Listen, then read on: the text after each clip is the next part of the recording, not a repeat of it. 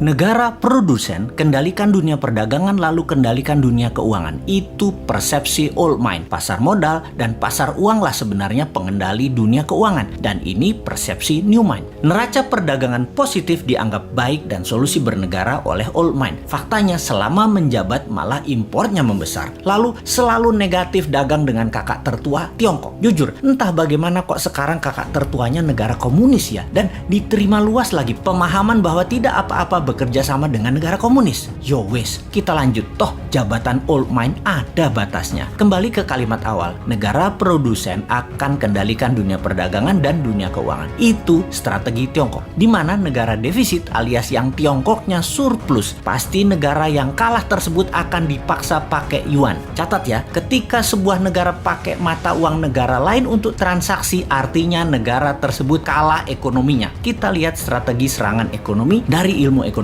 Money 1.0 adalah uang hanya sebagai alat bayar pelancar transaksi. Kemudian uang menjadi alat modal yang disebut money 2.0.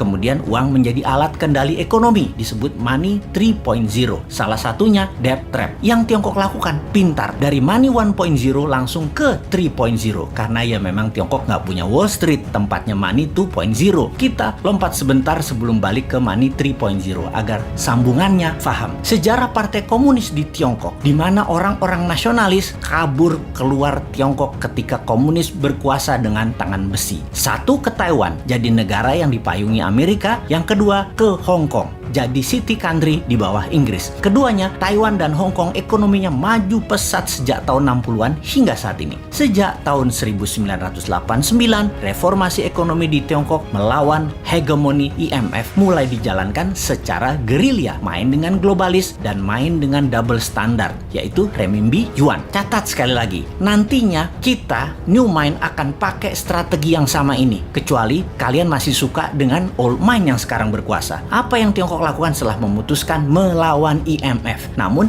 di permukaan pura-pura taat pada Amerika? Ini terjadi di zaman Deng Xiaoping awal mulanya. Mereka jadi negara produsen buruh murah. Maklun mengerjakan sebagai tukang jahit apa saja yang disuruh globalis. Lalu perlahan menggeser dari maklun tukang jahit menjadi negara produsen. Maklun ini adalah strategi agar terjadi pembiasaan. Ketika awal menjadi negara produsen, Tiongkok mengizinkan pemalsuan atau kopi atau tiru merek-merek ternama dunia untuk beredar di dalam negerinya. Semakin mahir, maka mulai negara membiayai sektor hulu produsen, pabrik-pabrik dengan uang renminbi yang uang tersebut tidak boleh beredar di luar negeri, hanya boleh beredar di Tiongkok. Inilah awal tahun 90-an mereka lakukan ini semua secara masif, secara gila-gilaan. Apa saja dibangun, dan setelah menjadi pengendali produksi, mulai ekspansi di tahun 2013 dengan strategi BRI, yaitu Belt Road Initiative. Perlu banyak negara yang harus dikendalikan oleh Tiongkok. Perlu banyak negara yang penduduknya lapar dan pemimpinnya lemah agar mudah dikendalikan, agar membeli barang-barang Tiongkok dan menggunakan mata uang Tiongkok. Awalnya dengan memberi pinjaman, namun bukan uang tetapi barang, seperti jalanan dibangunin, pokoknya jadi barang. Jembatan dibangun jadi barang, pelabuhan, bandara, jaringan kereta api yang semuanya punya kesamaan, yaitu pelancar jalur angkutan barang guna menciptakan ketergantungan terhadap produk Tiongkok dan kelancaran distribusi barang. Kemudian kendali atas pasar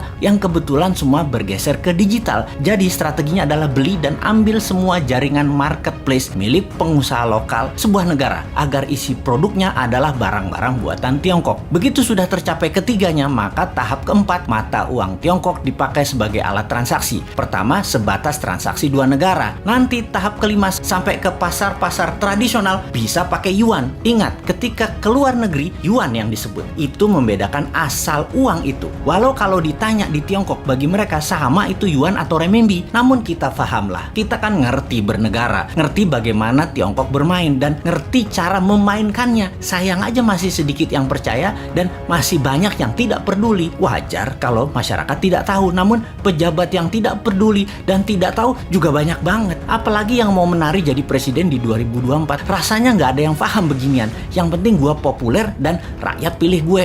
Lihat aja daftar 10 orang yang katanya calon presiden di lembaga survei. Kita review satu persatu. Paham nggak bernegara ala Tiongkok dan Amerika? Rasanya Kagak ya, New Mind beda. Kita paham dan strateginya bukan ikuti keduanya, namun punya strategi sendiri untuk main 3 kaki awalnya dan menyalip di tikungan di tahun 2030 menjadi 3 besar dunia dan di 2045 menjadi negara superpower. Kalau hanya naik 7% setahun dan faktanya 5% pertumbuhan ekonominya, mimpi jadikan Indonesia negara superpower. Buktinya sekarang aja pakai yuan dagangnya, harusnya pakai rupiah. Bos, itu artinya kalian old mind geblek bernegaranya.